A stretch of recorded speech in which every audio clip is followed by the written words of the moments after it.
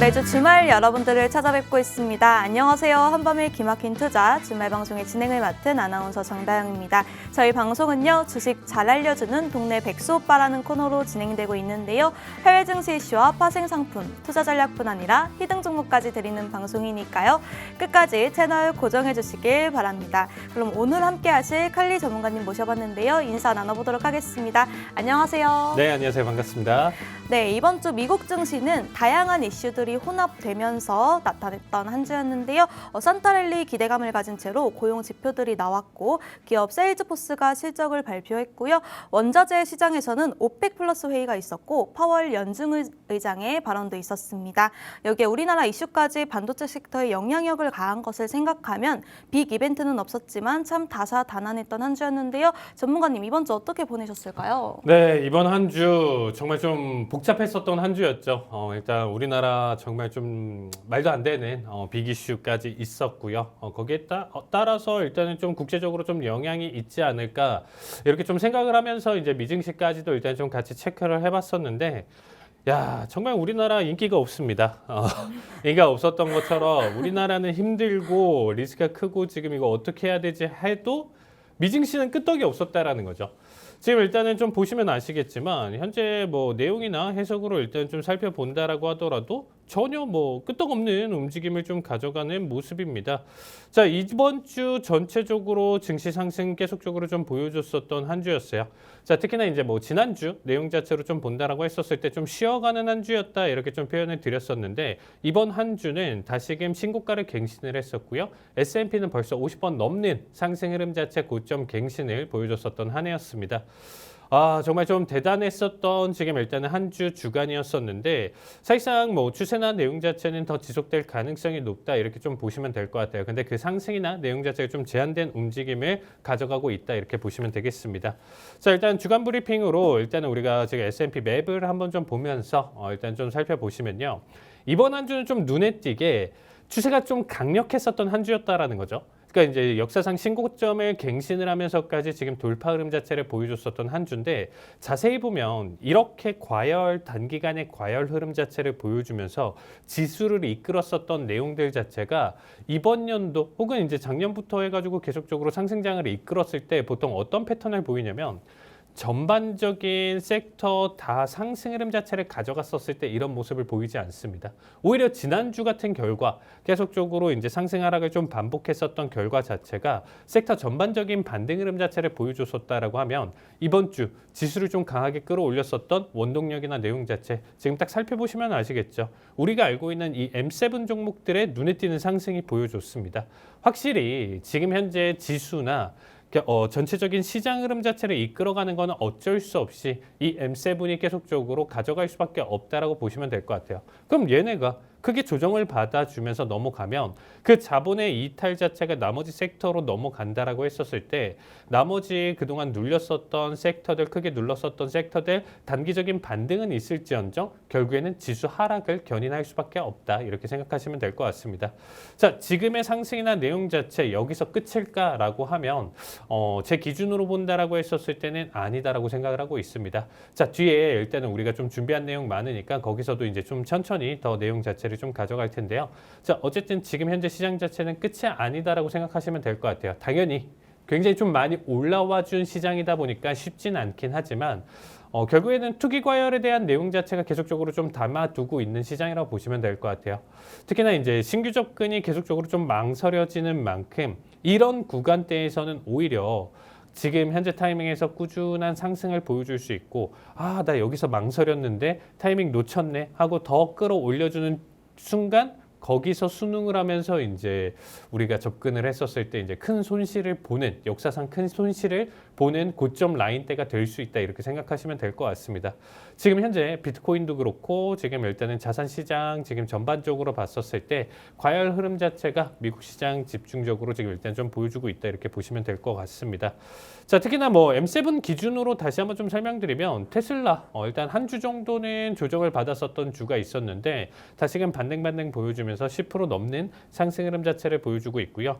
자, 블랙 프라이데이에 대한 여파로 인해서 일단 뭐 아마존 같은 경우도 일단은 지금 7% 넘는 상승을 보여줬습니다. 거기에 따라서 최근에 좀 안 좋았었던 지지부진했었던 일단 반도체 섹터도 이번 한 주만큼은 그래도 전반적인 강세 흐름 자체를 잘 보여줬다 이렇게 보시면 되겠습니다.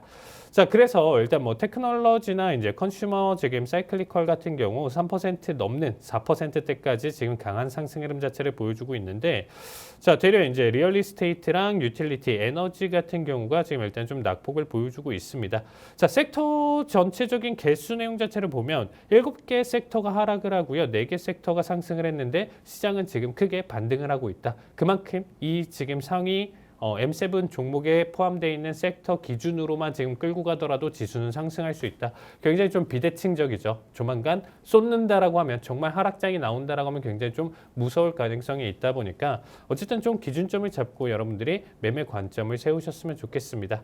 자, 특히 이제 뭐 이번 주 내용 자체 전체적으로 이제 우리가 좀 본다라고 하면 힘든 상황이 앞으로는 계속적으로 좀 지속될 것이고요. 내년 초까지는 그래도 파동을 그리면서 상승 장세 계속적으로 좀 이어질 테니까 우리가 지금 좀 타이밍적으로 좀 바라본다라고 하면 공격적인 투자보다는 조금 더 이제 뭐 자산이나 내용 자체 빅테크 위주로 조금 더 담아 두시면서 리스크 조절하시면서 바라보시는 거 추천드리도록 하겠습니다. 네, 이번 주 우리나라 참 인기가 없었는데요. 미증시에서는 다시 한번 신고가를 경신했습니다. 이번 한 주 추세가 강력했던 한 주라고 정리해 주셨고요. 지금 현재 시장이 끝이 아닐 거라고 말씀해 주셨습니다. 큰 이슈들은 조금 뒤에 보도록 하고요. 이번 주에 있었던 게 개별 종목 이슈나 원자재 시장부터 한번 짚어보도록 하겠습니다. 오펙 플러스 회의에서 감산을 추가로 연장한 후 증산 계획도 3개월이나 뒤로 미루는 모습이 나타났는데요. 여기에 XAI에서 추가로 GPU를 투입한다는 소식에 관련주들이 움직였고 슈퍼 마이크로 컴퓨터 이슈도 다소 진정이 되는 모습이었는데요. 관련해서 전문가님의 견해와 주가 분석 한번 들어보겠습니다.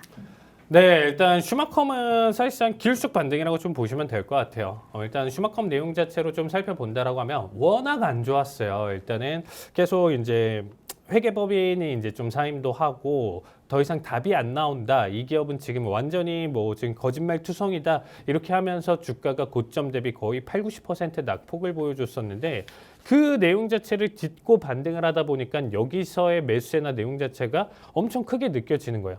나스닥에서도 탈락하고 이탈할 가능성이 높다 이렇게 좀 얘기를 했었던 이런 부분들 자체를 방어를 했고요. 가장 최근 이슈로 한번 좀 살펴본다라고 하면 슈퍼마이크로 컴퓨터 회계감사 결과 나왔는데 재정적 결함은 발견하지 못했다 이런 이슈가 나와주면서 다시금 또 급등해주는 모습을 가져왔습니다. 대신에 이제 CFO는 교체를 결정을 했다 이런 이슈도 나와주면서 어떻게 보면 지금 현재 바닥권에 놓여져 있었던 주가를 다시금 좀 상승시킬 만한 단기적인 요소나 내용 자체는 그래도 잘 가져왔었다라고 보시면 될 것 같습니다. 자, 슈마컴 같은 경우는 최근에 워낙 급등세나 매수세가 워낙 컸었어요. 그래서 사실상 뭐 이제 잡으신 분들, 뭐 바닥 자리값을 챙겨 보신 분들 아닌 이상은 꾸준히 좀 물려 계실 가능성이 좀 높지 않나. 지금의 반등이 바닥 대비 기준으로는 100%를 넘겼습니다. 이미 17달러 자리값에서 내가 여기서 한번 좋은 타이밍을 잡았다라고 하면 17에 이제 곱하기 2배 하면 34달러잖아요. 34달러인데 지금 41달러대까지 왔고 최대 지금 거의 46달러대까지 반등을 좀 보여줬거든요. 그럼 이 내용 자체로 살펴보면 뭐냐. 앞에서 얘 역시도 사실상 그렇게까지 이슈나 내용 자체, 안 좋은 내용 자체를 딛고도 불구하고 주가가 코로나 쇼크 이후서부터 거의 뭐 조정 없이 질주를 했습니다. 그러니까 코로나 쇼크 때 거의 1달러 수준이었던 주가가 100달러대까지 올라갔거든요. 그러니까 뭐 자그마치 근사치로 본다라고 하면 최소 80배, 100배까지도 올라온 종목이에요. 그러니까 근 4년 만에 이렇게까지 올랐기 때문에 어떠한 이슈들 얘네가 지금 탄탄하지 못했다라는 내용 자체가 꼬투리가 되면서 조정은 사실상 불가피했다. 아무리 좀 이슈나 내용 자체가 없다라고 하더라도 어떻게 일단은 꼬투리를 잡아서라도 이러한 조정은 만들 수밖에 없는 구조였다라고 보시면 될 것 같아요. 확실한 눌림이나 내용 자체 보여줬고요. 거기에 따라서 지금 현재 대세 AI에 따른 내용 자체를 가져갈 수밖에 없는 기업이기 때문에 다시금 지금 현재 기술적 반등 내용 자체 담아두고 있다. 이렇게 보시면 될 것 같습니다. 자, 슈마컴 같은 경우는 지금 일단 좀 살펴보셨을 때 그래도 지금 자리값 자체가 46달러에서 지금 단기 조정 자리값 여기가 끝인가요? 라고 한다라고 하면 저는 오히려 이게 기술적 눌림에 따른 반등 해석으로 가져간다라고 했었을 때 슈마커만 58달러대까지 보셔도 괜찮을 것 같습니다. 이 내용 자체는 사실상 제가 이번 팍스 화요일날 방송에서도 한번 좀 언급을 좀 드렸었고 지난주에서도 제가 좀 17달러 굉장히 좀 아쉬웠었던 자리값 계속적으로 좀 언급했었던 만큼 기술적 반등 자리값 기준으로는 58달러 부근대까지는 한 번 더 슈팅 가능성은 있다고 보시면 될 것 같아요. 근데 여기 자리값까지 가져왔었을 때 이 이상은 힘들지 않을까. 여기가 이제 다시금 우리가 이제 좀 반등해서 좀 바라볼 수 있는 마지막 불꽃이다라고 저는 생각을 하고 있고요. 워낙 기업 자체의 지금 현재 이슈나 내용 자체 안 좋은 내용들이 워낙 많기 때문에 지금 현재 보유하고 계시고 내가 더 높은 평단가에 지금 현재 자리값을 가져가고 계신 분들이라도 사실상 58달러에서는 좀 정리하겠다 이런 좀 마인드로 한번 좀 접근해 보시는 거 추천드릴게요. 요거는 나중에도 한번 좀 이 내용 자체 우리가 한 달, 두 달, 세 달 뒤에 이제 좀 패턴이 어느 정도 나와주고 추세가 나와줬을 때 한 번 더 언급은 드릴 텐데 이 자리값 기준에서 저는 낙폭을 좀 예상을 하고 있고 다시금 하락을 보여줬을 때는 오히려 10달러 언더까지도 좀 보여주고 이 시장에서 이제 좀 퇴장을 할 수도 있지 않을까 이렇게 좀 조심스럽게 예측을 하고 있습니다. 그렇기 때문에 슈마컴은 지금 현재 투기 세력과 내용 자체 단기 반등 정도로만 좀 생각해 보시면 될 것 같고 이 자리가 어떤 느낌이냐 데드캣 바운스가 나와주는 조정 3파에서 지금 일단 A, B, C 파동 기준으로 B 파동에 해당한다 이렇게 살펴보시면 될 것 같아요. 그래서 슈마컴은 그래도 지금은 내가 좀 단기적인 투자차 어디 없을까 생각해 보셨을 때는 아직까지도 좀 매력적인 구간이라고 보시면 될 것 같고요. 자, 일단 뭐 아나운서님 아까 질문에서 이제 좀 얘기해 주셨던 오펙 플러스 회의에서 이 내용 자체가 우리가 앞으로의 좀 내년까지 내년 초 중순까지의 지금 현재 경기 상황을 좀 대변할 수 있는 내용이라고 보시면 될 것 같아요. 자, 오펙이라는 집단이 사실상 뭐 아무런 뭐 그냥 어디 우리 동네에서 볼 수 있는 중소기업 중견기업은 아니죠. 그러니까 전 세계적으로 봤었을 때 그 영향력이 어마무시하다라는 거예요. 오일 생산하는 나라들 간에 이제 어떻게 보면 연합이기 때문에 전체적인 국제적인 오일 가격에 대한 변동성 내용 자체를 담아두는 기관이에요. 얘네가 사실 가격 컨트롤까지도 볼 수가 있어요.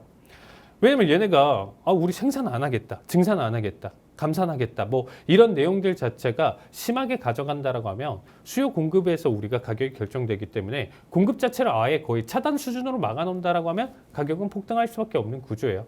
사실상 뭐 완전히 그런 식으로 가져가는 거는 얘네 자체에서도 리스크가 있기 때문에 그 정도까지는 아닌데 그만큼 힘이 있다라는 정도만 알아두시면 될 것 같아요.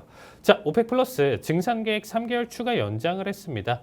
자, 근데 이제 어떻게 보면 이 내용 자체가 지금 어떻게 보면 증산 계획이 연장이 됐어요. 그러면 그 얘기는 뭐냐면 현재 감산을 유지한다라는 거겠죠. 수요 자체가 없는데 증산을 하면서 공급 자체를 과잉으로 늘려버린다라고 하면 가격은 떨어질 수밖에 없어요. 오펙 같은 경우는 여러분들 잘 생각해 보시면 얘네가 전 세계에 어떻게 보면 평화, 뭐 나라의 발전들 그리고 이제 가격의 안정 이런 부분들을 가져가는 집단이 아니에요. 얘네는 개개인별로 어떻게 보면 따져봤을 때 굉장히 이익 집단이라고 보시면 되겠습니다. 그 관점으로 생각해 주시면 돼요. 내가 오일을 생산을 하고 파는 입장인데 파는 입장 기준에서는 싸게 공급하는 게 사실상 그렇게 좋은 건 아니잖아요. 지금 현재 오일 가격이 68달러, 70달러 언더대에 계속적으로 좀 보여주고 싶은데 당연히 지금 어떻게 보면 매장량이나 이런 부분들 자체가 제한되어 있기 때문에 100달러, 200달러 이런 식으로 리터당 팔아버린다, 배럴당 팔아버린다 이렇게 생각을 한다라고 하면 훨씬 얘네 입장에서는 좋을 수밖에 없겠죠. 그래서 어떻게든 가격을 계속적으로 늘리려는 준비를 하는 거예요. 그래서 일단은 지금 현재 수요 둔화에 대한 내용 자체가 있기 때문에 증산 같은 경우는 일단 3개월 미루자. 3개월 미뤄보고 또 답이 안 나온다. 현재 경기 상황이 좀 답이 안 나온다라고 하면 또 3개월 연장. 그 다음에 뭐 좀 괜찮고 수요 자체가 폭증하면서 넘어온다. 그때서 이제 증산을 생각해 본다. 이런 내용이에요. 그러니까 언제든 계속 말 바꾸기를 할 수 있기 때문에 현재는 앞으로 쭉 지금 현재 가격 자체가 저가권으로 놓여져 있을 때는 어떻게든 끌어올리려는 내용 자체로 지금 감산을 유지할 것이다. 이렇게 보시면 될 것 같습니다. 특히나 이제 중동 지역 지정학적 불안 상황에도 불구하고 감산 연장은 어떻게 보면 유가 방어 차원에 대한 결정이었다라고 보시면 될 것 같고요. 오펙 플러스도 글로벌 경기 경기가 아직 회복하지 못하고 있다라고 판단을 하면서 수요 자체를 지금 일단 공급 자체를 계속적으로 증가시킬 내용 자체는 앞으로는 없다라고 보시면 될 것 같아요. 지금 현재 자리값 68달러, 결국에는 70 언더에 대한 가격 자리값은 계속적으로 좀 지켜줄 가능성이 높다라는 거죠. 그러니까 서로 간에 협의점이 있어야 돼요.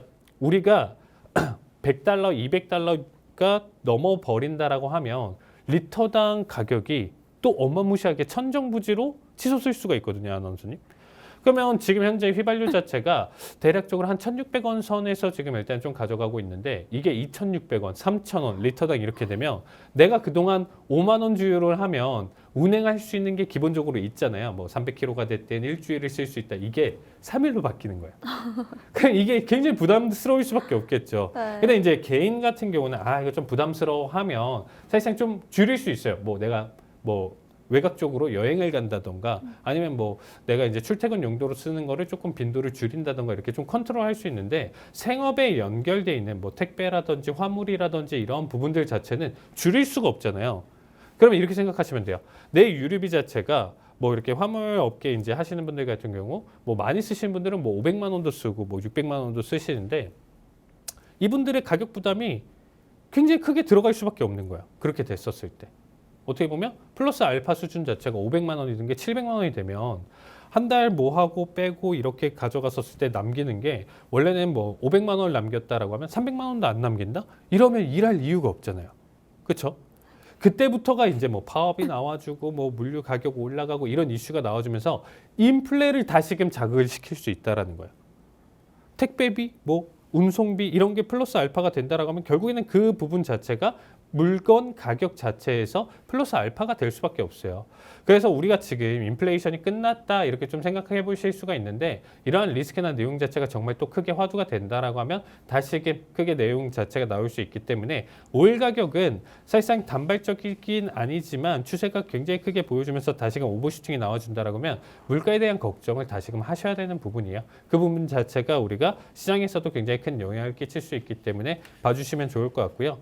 제 생각에는 어떤 느낌이냐면 70 중반에서 80 정도 대가 온다라고 하면 서로 간에 딱 합의점이 맞는 가격이라고 보시면 될 것 같아요. 가장 어떻게 보면 오펙 입장에서도 이 가격대면 나도 팔더라도 지금 현재 뭐 증산을 하던 감산을 하던 어떠한 이슈가 나와주더라도 오케이고 어떻게 보면 사는 입장에서도 이 가격대를 유지한다라고 하면 이 이상에 대한 내용 자체가 아니다라고 했었을 때는 이거 역시도 인플레이션 야기시키는 가격대는 아니니까 오케이. 그래서 지금은 오케이 가격이 아니기 때문에 우리가 좀 중장기적인 관점으로 본다라고 하면 오일 가격은 지금보다는 당연히 상승 가능성이 높다 이렇게 해석을 보시면 될 것 같습니다. 자, 마지막으로 일단은 XI GPU 지금 일단 100만 대 확대 결정이 있었는데요. XI 이제 콜로서스 투입을 이제 GPU 10만 장에서 100만 장으로 확대 내용 자체가 이제 이슈가 나와줬습니다. 특히나 뭐 오픈 AI MS 추격을 나섰다라고 하는데 사실상 뭐 지금 현재 추격을 나섰다 이 부분은 사실 조금 뒤의 내용일 것 같아요. 일단 뭐 단기적인 이슈 내용 자체로 좀 봐주시면 좋을 것 같습니다. 자, 일단은 GPU 추가 투입 결정에 이제 관련주들까지도 일단 좀 상승 흐름 자체를 보여주고 있는데요. XAI 관련주로 좀 본다라고 하면 당연히 우리가 이 AI에 대한 내용 자체에서 빠질 수 없는 건 엔비디아 보실 수 있고요. 그다음에 우리가 제가 일단 좀 가져가고 있는 종목 중에 이제 델도 있고요. 제가 앞에서 설명드렸었던 슈마컴 정도가 있습니다. 그래서 이런 종목들 지금 일단 꾸준히 상승할 수 있고 관련주로는 이런 종목들이 있는데 사실상 뭐 AI에 대한 내용 자체 따지고 본다라고 하면 직접적인 연결고리로 살펴본다라고 하면 테슬라 언급 안 할 수가 없겠죠. 자, 최근에 제가 이제 매주 테슬라를 언급을 안 한 적이 없었던 것 같아요, 아나운서님. 네. 왜냐하면 이 트럼프 당선되고 나서부터 사실상 이전부터 꾸준히 언급을 했었는데 사실상 저는 이 210짜리 값이 기술적 저점이다라는 걸 어느 정도 인지를 했었거든요. 근데 이제 조금 더 욕심내고 이제 한 번 더 타이밍 보자 했는데 갭 띄우고 급등하는 바람에 타이밍을 좀 놓쳤었는데 지금 보시면 아시겠지만 이전에 지금 한 트럼프 당선 이후서부터 상승 하락을 반복하면서 사실상 좀 쉬어가는 움직임을 가져갔는데 다시금 재차 슈팅이 상방으로 열렸다라는 거예요. 이 부분 굉장히 좀 중요합니다. 단순히 XAI에 대한 내용 자체가 10만 장에서 100만 장에 대한 이슈가 아니고 테슬라 자체는 지금 현재 트럼프를 안고서 지금 가져가고 질주를 하고 있기 때문에 유일하게 M7 종목에서도 큰 조정이 나와줘도 제가 살려줄 것이다. 이 내용을 벌써 몇 주간 계속적으로 지속을 하고 있습니다. 그렇기 때문에 현재 자리값 내용 자체로 우리가 살펴본다라고 하면 400 그리고 500 이런 자리값 우리가 한번 좀 기준선 잡아 보시면서 지금 현재 보유하고 계신 분들은 지속적으로 홀딩 봐주셔도 나쁘지 않다 이렇게 정리드리도록 하겠습니다. 네, 저희 전문가님께서 슈퍼 마이크로 컴퓨터를 기술적 반등으로 보시고 계시면서 $58대까지 보셔도 괜찮을 것 같다고 말씀해 주셨습니다. 단기적인 투자로 보면 좋을 것 같다고 정리해 주셨습니다. 네, 저희 전문가님과 함께 투자 전략, 가격 전략 세우고 싶으신 분들 아래 하단 QR코드 스캔하시고 들어오셔서 저희 칼리 전문가님과 함께 자세한 투자 전략 세워가시길 바라겠습니다. 또 유튜브에 히든통신망이라고 검색하셔도 저희 전문가님께서 주요 시황과 종목 분석 등 다양한 영상 올려드리니까요. 구독하시고 시청해 주시길 바라겠습니다. 네, 다음 종목으로 다음 코너로 넘어가 보도록 하겠습니다. 네, 다음으로는 매주 미국 대기업 하나씩 알아가보는 시간, 저희 주잘백의 특별 과외 시간입니다. 이번에는 미국 파운드리 기업의 대표 기업인 마이크론 테크놀로지에 대해 알아가 보도록 하겠습니다. 마이크론 테크놀로지는 1978년에 설립되었고요. 본사는 미국 아이다호주 보이시에 위치해 있습니다. 주력 제품으로는 D램과 플래시 메모리입니다. 네, 마이크론 테크놀로지는 우리나라 기업인 SK하이닉스와 삼성전자 그리고 메모리 이 두 기업과 메모리 시장의 경쟁자인데요. 특히 마이크론은 HBM 메모리 시장에서 4세대 제품을 건너뛰고 바로 5세대 제품을 양산하면서 승부수를 띄웠다고 합니다. 네, 마이크론 테크놀로지는 4명의 창업자가 아이다호 지역의 부호들에게 창업 자금을 투자받은 것이 시작이었는데요. 이후 1981년에 처음 D램을 생산했다고 합니다. 또 1983년 일본 기업들이 메모리 시장을 장악하자 인텔을 포함한 미국 반도체 기업들이 사업을 포기하게 되는 데요. 미국 정부가 미일 반도체 협정을 통한 무역 규제 조치로 마이크론 테크놀로지만 여기서 살아남았다고 합니다. 또 마이크론 테크놀로지는 빅3가 될 수 있었던 계기가 2013년에 엘피다 메모리 인수가 있었는데요. 이 엘피다 메모리는 일본의 기업인데 일본 D램 제조사로 세계 금융위기와 동일본 대지진 때문에 부채가 크게 쌓이면서 파산하게 되었는데 이때 마이크론이 이를 인수했고 당시 D램 점유율이 크게 올라서 SK하이닉스를 제치고 업계 2위로 올라섰다고 합니다. 하지만 추후에 2015년에 다시 3위로 복귀를 하긴 했지만 엘피다 인수를 계기로 빅3 자리에 매김할 수 있었다고 합니다. 네, 이후에 1978년 마이크론이 창립되고 이 40여 개가 넘는 메모리 제조업체가 스쳐 지나갔는데요. 마이크론도 그중 하나였습니다. 그리고 이제 소수의 업체만 살아남았는데 이 살아남은 업체 중에 마이크론도 있다고 합니다. 그리고 또 그 마이크론은 메모리 제조사이기에 단면 구성을 사용한다고 하는데요. 메모리 속도를 높이기 위해 양면으로 쌓지 않고 그러면서 고성능을 제공하면서 효율적인 열 관리와 전력 소비를 제공한다고 합니다. 글로벌 AI 시장이 크게 성장함에 따라서 HBM 수요도 늘어났는데요. 마이크론은 빅3 메모리 업체답게 자사의 기술력을 앞세워서 HBM 시장에서 선전 중입니다. 네, 미국 파운드리 기업 대표인 마이크론 테크놀로지의 실적과 차트 분석은 칼리 전문가님께 부탁드리도록 하겠습니다. 네, 일단은 뭐 마이크론 지금 현재 시장에서 우리가 좀 반도체에 대한 기업들 같은 경우는 계속적으로 여러분들이 공부를 해보시면 좋을 것 같습니다. 워낙 상승이나 내용 자체 한번 추세를 받아준다라고 하면 이거는 뭐 질주하는 수준 자체가 웬만한 지금 일단 제약 바이오 수준 자체를 최근에는 다 뛰어넘는 수준만큼 강한 매수세를 다 보여줬었기 때문에 사실상 얘네 기업들 같은 경우는 지금 당장에 대한 투자나 내용 자체가 아니더라도 우리가 그 미래에 대한 내용 자체 살펴봤었을 때 지속적인 성장 가능성이 있다 이렇게 보시면 될 것 같습니다. 그래서 내가 좀 리스크를 줄이고 일단 투자처에 대한 내용 자체를 좀 살펴보신다라고 하면 이런 종목들 같은 경우 일단 좀 큰 눌림이나 내용 자체 발생을 했었을 때 재차 타이밍을 한번 좀 볼 수가 있겠죠. 자, 일단 얘네가 어떤 내용이냐면 반도체 기업이에요, 아나운서님. 맞죠? 반도체 기업인데 반도체 기업 같은 경우는 사실상 수주나 내용들 자체가 이미 다 끝나요. 그러니까 뭐 우리가 뭐 그냥 슈퍼 가서 편의점 가서 물건 샀기 때문에 그 내용 자체가 한 달 통계로 우리 이번 달 매출이 나왔다 이게 아니고요. 이미 고객사들이 다 정해져 있는 거예요. 아나운서님이 마이크론이고 제가 이제 거기에 이제 마이크론에서 이제 나와주는 뭐 HBM 반도체라든지 디램을 사는 고객사라고 하면 이런 고객사들이 미리 계약을 하는 거예요. 아나운서님이랑. 아, 우리 다음 분기, 뭐 다다음 분기까지 해가지고 몇 개 물량 맞춰주세요. 뭐 몇 개 물량 맞춰주세요 하면 여기에서 뭐 100개, 여기에서는 300개, 여기서는 500개 이렇게 하면 대략적으로 지금 일단 나오잖아요. 그런 부분들로 일단 좀 살펴봤었을 때 선수주에 대한 내용 자체 그리고 그거에 대한 내용 자체를 확실하게 물량 전달을 할 수 있느냐 이런 부분들 좀 중요한 부분 중에 하나입니다. 특히나 이제 코로나 쇼크 때 이후서부터는 이러한 물량 자체를 일단은 좀 못 채웠어요. 그러니까 수주는 어마무시하게 많았어도 그 내용 자체를 못 채운 거죠. 이번 달 생산 사실상 수주 받았던 게 10,000개다. 근데 막 5,000개도 못 채우고 3,000개도 못 채우고 이랬었습니다. 그때는 이제 그러한 이슈들 내용 자체가 나와주면서 어떻게 보면 공급에 대한 렉이 걸리면서 사실상 이 부분 자체가 이슈로 커버가 될 수 있느냐 없느냐에 따라서 가격 조정이 나왔었는데 지금은 이러한 부분들 자체가 없어지면서 거의 이제 완화되면서 지금 사실상 이러한 내용들 자체를 맞춰주면서 고스란히 매출적인 측면에서 잘 받아주고 있다고 보시면 될 것 같습니다. 자, 일단 최근 실적부터 한번 좀 보신다라고 하면요. 자, 분기 매출 같은 경우에는 77.5억 달러로 전분기 대비 기준으로는 13.8% 상승을 보여줬고요. 지금 전년 대비 같은 분기 기준으로는 93.3% 증가를 보여줬습니다. 그러니까 매출 자체가 거의 뭐 100% 가까이 증가를 했는데 사실 안 좋을 수가 없겠죠. 조정 분기 순이익 자체는 전분기 기준으로는 91%나 증가를 했고요. 전년 동일 분기 기준으로는 200%나 상승을 했습니다.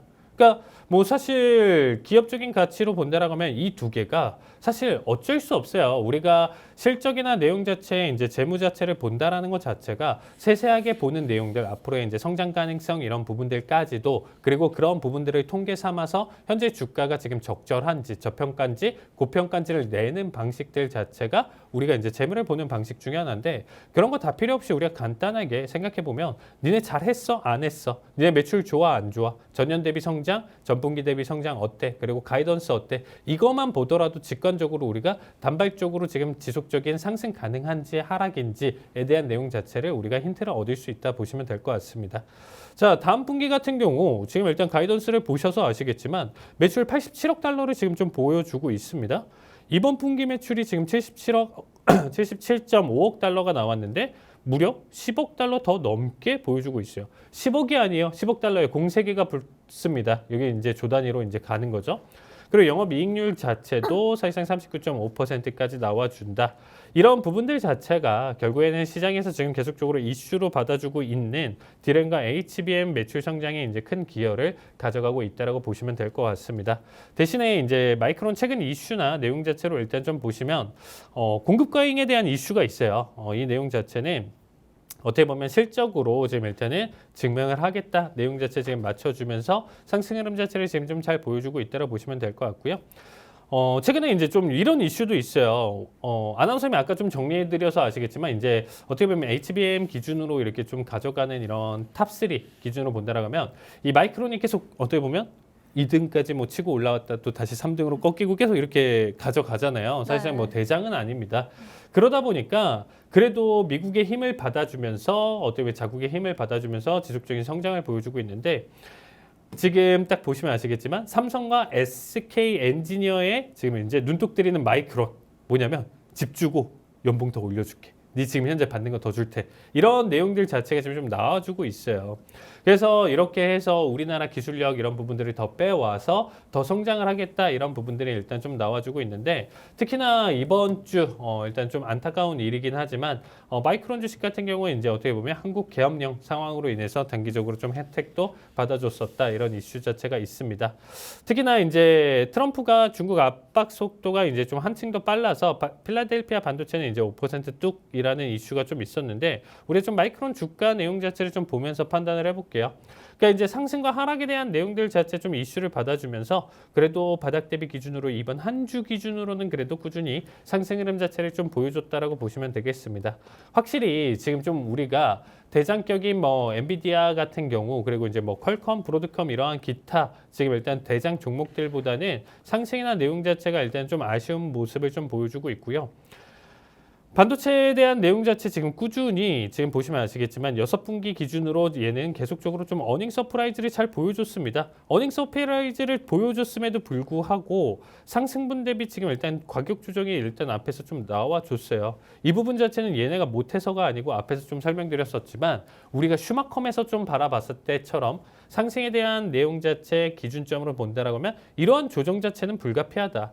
이런 조정들 자체는 어떠한 이슈나 꼬투리를 잡아서라도 나올 수밖에 없는 구조인 거고 일단 마이크론은 거기에 따른 조정 자체를 확실하게 좀 받아줬다 저는 이렇게 생각을 하고 있어요. 그래서 현재 자리값 내용 자체 상승 이후서부터 일단 조정 자리값까지 받아줬기 때문에 현재 자리값 타이밍 자체는 한번 다시금 받아줘도 괜찮을 것 같고요. 우리가 나스닥 신고가 갱신을 하면서 지금 일단 좀 이따가 일단 상품별 투자 전략에서 제가 자리값을 설명드릴 텐데 그 자리값까지 오기 전까지는 우리가 전체적인 이 반도체 AI 그리고 M7 관련 종목들 같은 경우는 지속적으로 조금 더 단기간에 매수 관점으로 바라보셔라. 그럼 바라보셨을 때 이렇게 좀 조정 나온 종목들 같은 경우는 한 번씩 조금 더 강하게 치고 갈 가능성이 높다 이렇게 생각하시면 될 것 같아요. 그래서 상승이나 내용 자체의 원동력은 좀 충분하게 보여줄 수 있으니까 한 10%, 20% 내외 정도 우리가 수익 구간 좀 생각해 본다라고 하면 지금 역시 매력적인 투자 자리값이 아닐까 이렇게 얘기 드리고 싶습니다. 네, 저희 칼리 전문가님께서 마이크론의 최근 실적에 대해서 설명해 주셨는데요. 매출 자체가 100% 가까이 상승하면서 안 좋게 볼 수 없다고 합니다. 한국의 또 정치적 불확실성으로 인해서 반등을 보였다고도 하는데요. 이후 자세한 투자 전략 저희 칼리 전문가님과 함께 자세히 세우고 싶으신 분들 아래 하단 QR코드 스캔하시고 들어오시면요. 저희 전문가님과 함께 자세한 투자 전략 함께 세우실 수 있습니다. 또 유튜브에 히든통신망이라고 검색하시면요. 저희 전문가님께서 주요 시황과 종목 분석 등 다양한 영상 올려드리니까요. 확인하시길 바라겠습니다. 현재 구독자 이벤트도 진행 중에 있으니까요. 구독 버튼 누르고 상품권까지 받아가 보시길 바라겠습니다. 저희는 그럼 잠시 후에 이번 주에 고용지표에 대한 내용 알아보도록 하겠습니다.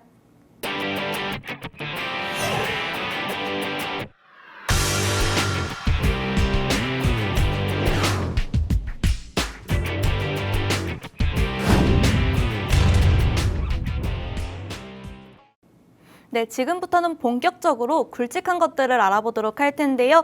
이번 주는 지표상으로는 고용지표 주간이었습니다. 졸트 보고서와 ADP 민간 고용 그리고 비농업 고용지수도 곧 발표가 있을 텐데요. 이번 고용지표 어떻게 보고 계신가요, 전문가님?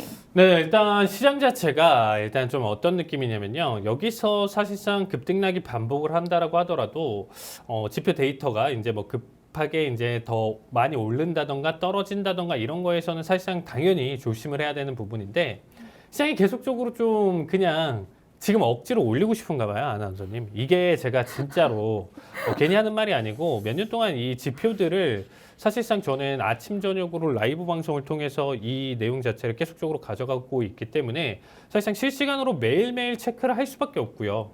예상치나 내용 자체 그리고 그 순간의 변동성도 늘 체크를 했습니다. 그러니까 네. 제가 쉰 적이 없어요. 쉰 적이 없는데 어떤 느낌이냐면 양방향성이 나와주는 지표들 같은 경우는 시장이 원하는 대로 나한테 입맛대로 해서 그래요.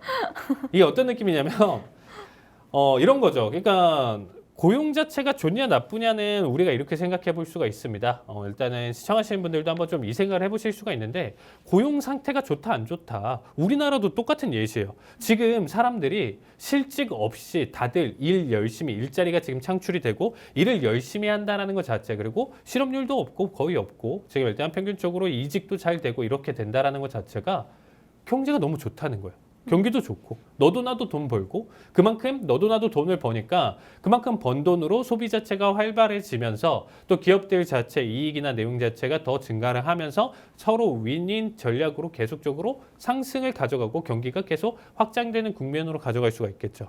근데 이 반대로 생각을 해보세요. 이 반대 상황은 어떠냐? 실업률이 증가를 하고 지금 고용 상황이 없다. 그럼 지갑이 닫히면서 어떻게 보면 경기 침체.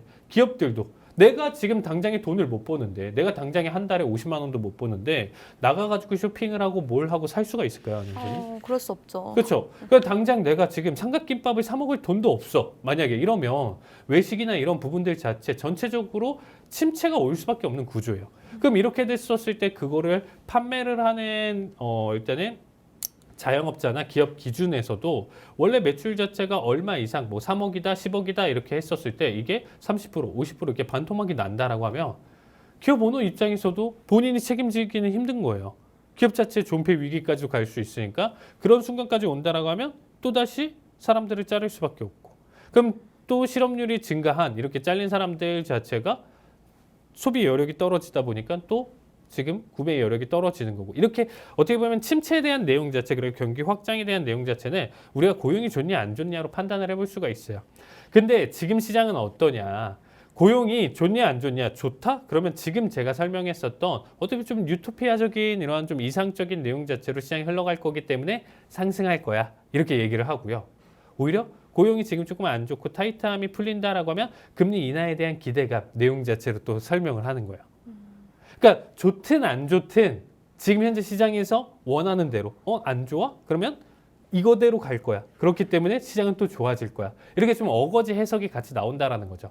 대신에 극단적으로 치고 넘어가는 것 자체는 사실상 시장에서 좋진 않기 때문에 극단적인 상황만 피해 간다라고 하면 현재 상황에서 좋든 나쁘든 지금 현재 시장은 내가 지금 원래 방향성 잡은 대로 가져갈 거야. 이 내용이 지금 강하다라는 거예요.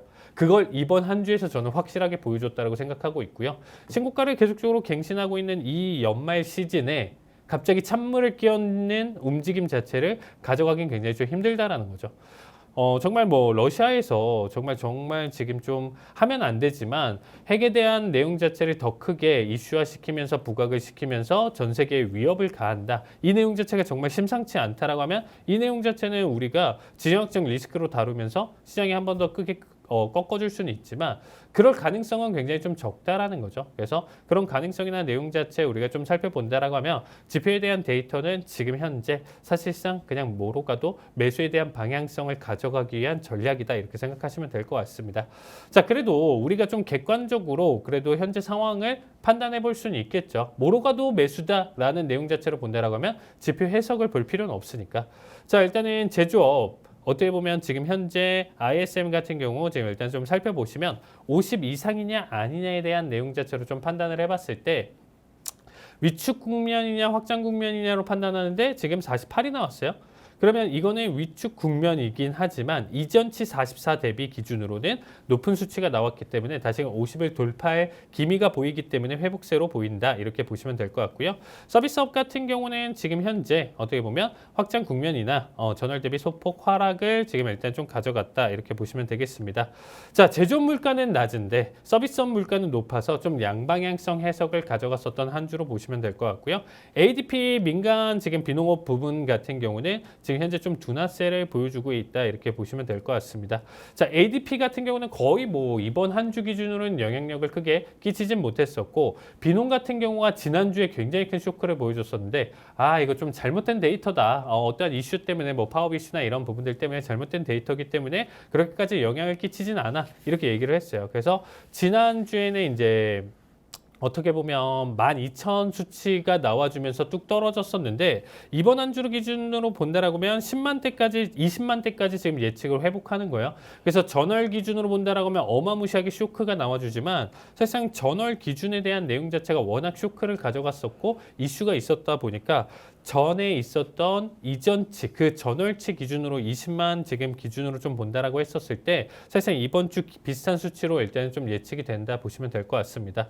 여기서 쇼크만 없고 예측치 부근에서만 지금 좀 맞아 떨어진다라고 하면 이번 주 역시 다음 주까지 상승에 대한 지속성 가져갈 가능성이 높다 이렇게 보시면 될 것 같고요. 이번 한 주 이슈로 일단은 우리가 조금 더 일단 좀 생각해 본다라고 했었을 때 지표 정도 내용 자체는 이 정도로 봐주시면서 상승에 대한 지속성 봐주신다 이렇게 보시면 좋을 것 같습니다. 네, 저희 칼리 전문가님께서 지표에 대한 내용은 지금 현재 매수에 대한 방향성을 가져가는 전략으로 볼 수 있다고 정리해 주셨는데요. 자세한 투자 전략 저희 칼리 전문가님과 세우고 싶으신 분들 아래 하단 QR코드 스캔하시고 들어오시면요. 저희 칼리 전문가님 함께 투자 전략, 가격 전략 세워가실 수 있습니다. 또 유튜브에 히든통신망이라고 검색하셔도요. 주요 시황과 업종 분석 등 다양한 영상 확인하실 수 있습니다. 현재 구독자 이벤트도 진행 중에 있으니까요. 구독 버튼 누르시고 상품권까지 받아가 보시길 바라겠습니다. 네, 다음 질문으로 넘어가 보도록 할 텐데요. 파월 의장의 연설이 이번 주에도 있었습니다. 현재 연준 위원들의 대다수 기조가 12월 인하를 의미하는 모습인데도 이 파월 의장은 역시나 중립적인 멘트를 고수했는데요. 미국 경기가 강하다, 고용 둔화는 크게 눈에 띄지 않는다는 부분을 강조하면서 인하를 서두를 필요가 없다고 했는데 이번 파월 의장 발언 어떤 부분이 중요하다고 보셨나요, 전문가님? 사실 이제 고용 시장에 대한 내용 자체 뭐 나쁘지 않다 이런 내용 자체를 좀 가져가고 있어요. 그래서 제가 아까 좀 말씀드렸지만 뭐 예측치에 좀 부합한다라고 하면 지금 현재 상황 자체에서 지금 일단 증시를 꺾을 만한 내용 자체가 지금 일단 좀 많이 없다라고 보시면 될 것 같습니다. 자, 일단은 파월 연설 우리가 좀 간단하게 요약을 해본 데라고 하면 미국 경제와 통화 정책 현황. 미국 경제는 지금도 좋다. 지금 좋으면 사실상 우리가 조정받을 만한 내용 자체는 많이 없는 거죠. 현재를 좀 버틴다던가 추가 상승에 대한 여력은 있다라고 지금 생각해 보시면 될 것 같고요. 통화 정책의 방향도 지금 일단 긍정적이다, 나쁘지 않다.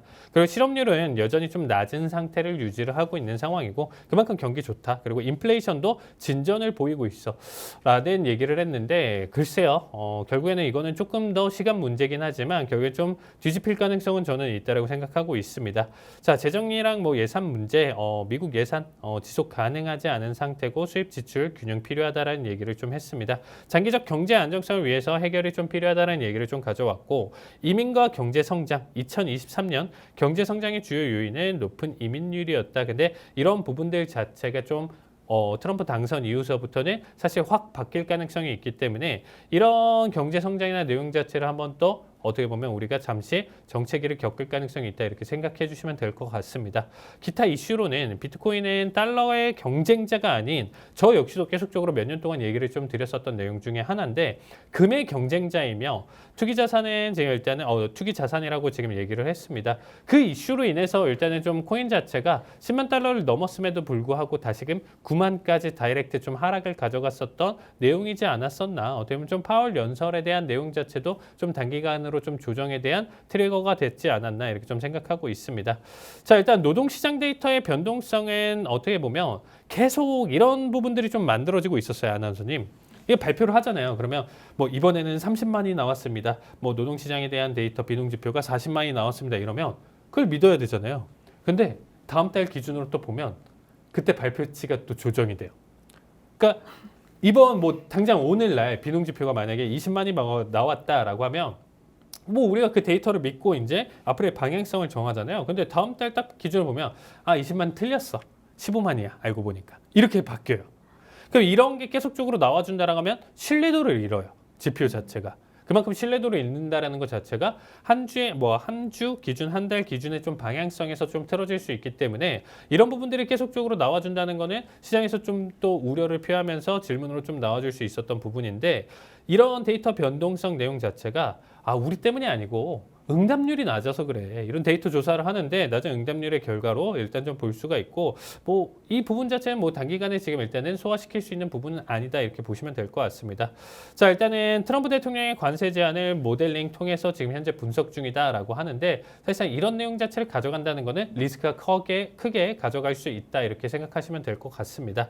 자, 아나운서님 이번 한 주 기준으로 제가 일단은 이 방송에서도 좀 계속적으로 좀 얘기했었던 부분 중에 하나인데 룰루레몬 기억하시나요? 네. 왜냐면 우리 이 방송에서도 제가 공략 종목으로 얘기를 드렸고 일단은 저희 커뮤니티방 들어오신다라고 하면 제가 자세한 전략을 가져간다 했었던 게 10월 달이었어요.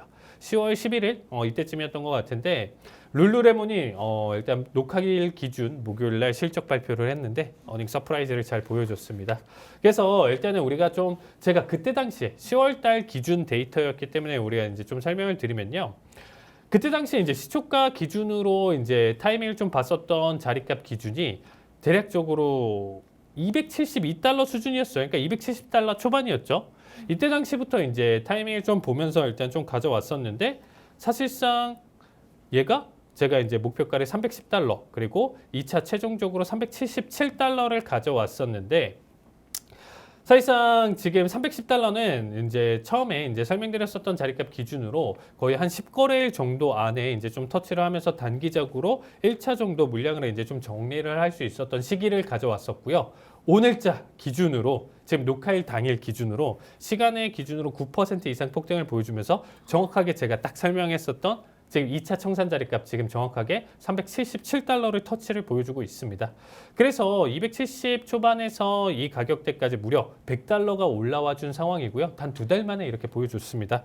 그래서 일단 공식적인 수익률 기준으로 본다라고 하면 대략적으로 38%까지 일단 급등이 좀 보여줬는데 오늘자 제가 일단 돌아가서 일단 엑스트를 할 예정입니다. 그래서 전체 청산을 일단 좀 가져갈 수 있는 내용 중에 하나고요.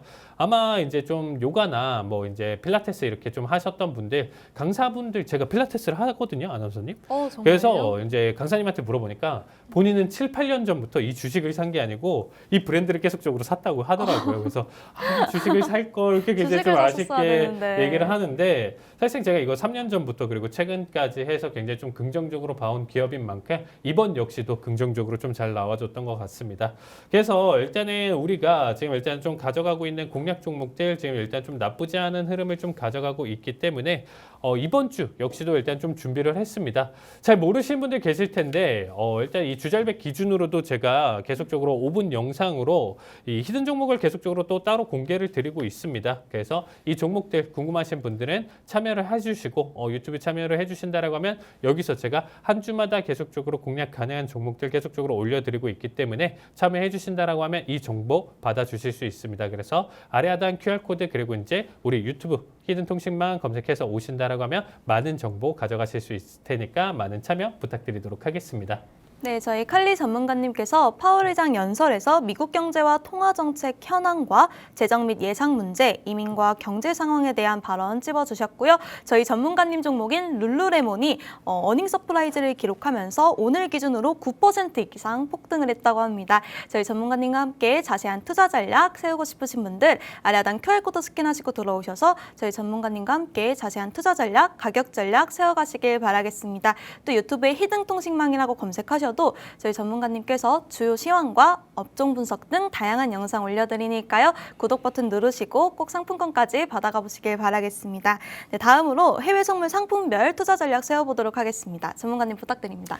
네, 진짜 좀 아쉬운 게 지난주에 이제 크루드 오일 같은 경우는 이제 좀 설명드렸던 것처럼 일단은 수렴 형태를 계속적으로 띄고 있기 때문에 조만간 일단 주세 방향성을 결정을 할 것이고 여기에 따라서 일단은 우리가 좀 살펴봤었을 때 상승에 대한 기준, 기대값, 내용 자체를 좀 맞출 수 있다 이렇게 좀 생각을 했었습니다.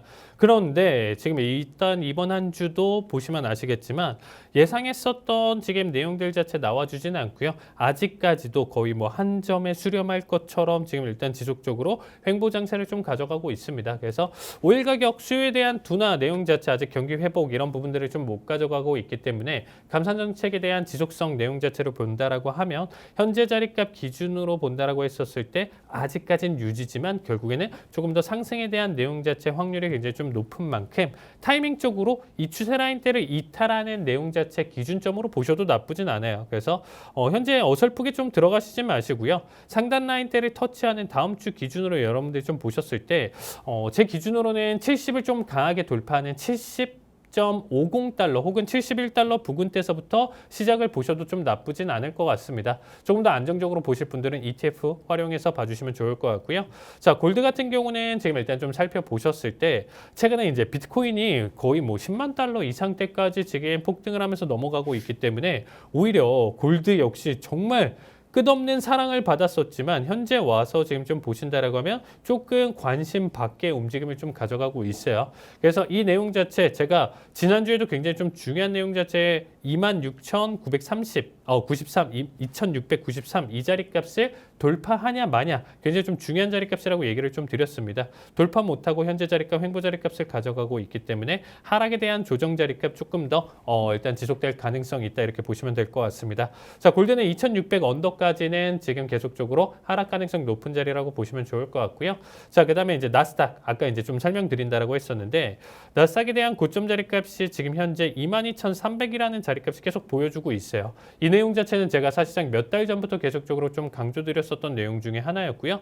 이 자리값 우리가 신고점을 계속적으로 강조되고 일단 가져가고 있기 때문에 사실상 S&P도 고점을 갱신하고 나스닥도 지금 일단 현재 상황을 본다라고 했었을 때 M7 기준으로도 뭐 마땅히 조정처나 내용 자체를 지금 좀 받아주긴 힘들어요. 앞에서 좀 한 템포도 쉬어갔었고요. 충분히. 그렇기 때문에 다시금 질주를 보여준다라고 하면 단발적인 상승 자체 보여줄 수 있고 현재 자리값 기준으로 대략적으로 한 800에서 1000포인트 정도 상승인데 지수 기준으로는 고점 대비 4%에서 5% 상승 정도기 때문에 충분히 터치 가능한 구간. 여기서부터는 다시금 저는 강한 하락 자리값을 보고 있기 때문에 여기서 이제 숏 투자 관점 봐주시면 좋을 것 같습니다. 자, 마지막으로는 우리가 이제 구리 내용 자체 상승 가능성이 있다라고 계속적으로 좀 얘기 드렸는데 조정 없이 지금 일단 좀 자리값을 좀 버텨주고 있습니다. 그래서 일단 달러 인덱스에 대한 하락 내용 자체가 크게 없었던 만큼 지금에 대한 내용 자체 상승 지속적으로 봐주시면 좋을 것 같습니다.